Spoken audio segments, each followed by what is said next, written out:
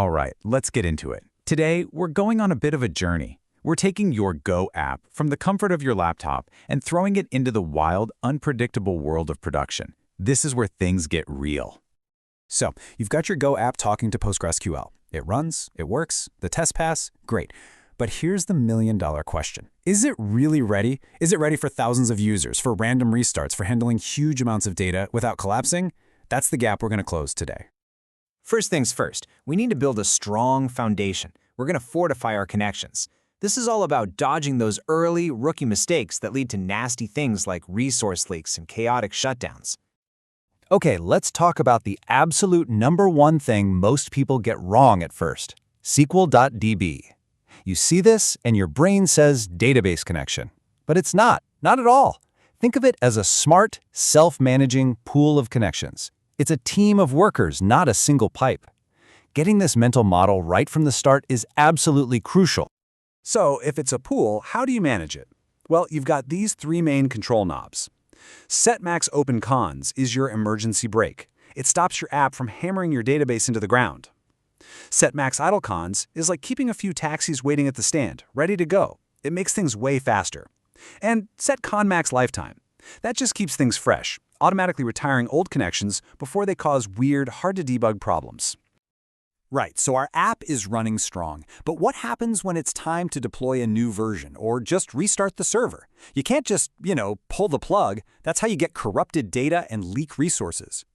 Instead, you need to perform what I like to call the graceful shutdown ritual. It's simple, really. Your app gets the signal to shut down. It politely says, "Sorry, we're closed," to any new requests, but it finishes everything it's already working on. And only when the coast is clear does it finally close the database connection pool. This isn't just about being neat, it's about professionalism and not losing your users' data. Okay, part 2. Now that our foundation is solid, let's face a much more clever enemy, those vague, cryptic errors that tell you nothing and the data corruption they can cause. And here it is, our villain, the dreaded failed to create user error. We've all written it, we've all seen it in our logs. It's maybe the most useless error message in history. Something went wrong. Okay, thanks for nothing. In production, this is a total nightmare.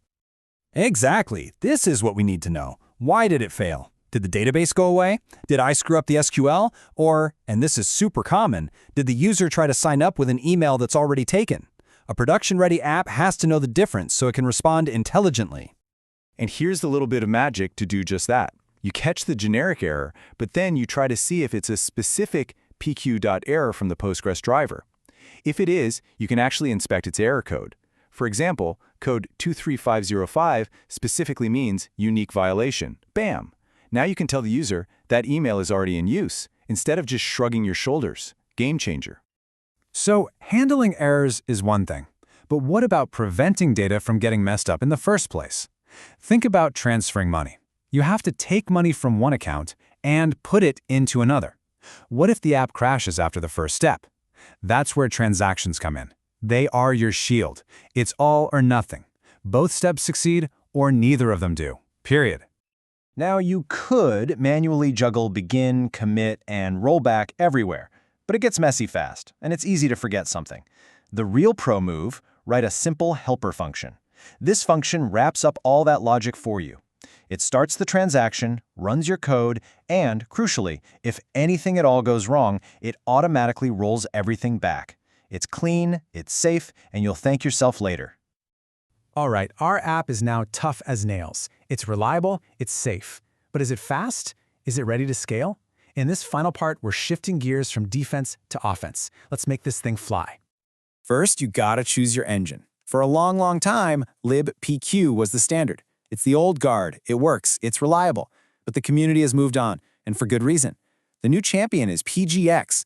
It's just plain faster, has way more modern features, and honestly, for any new project today, it's pretty much a no-brainer.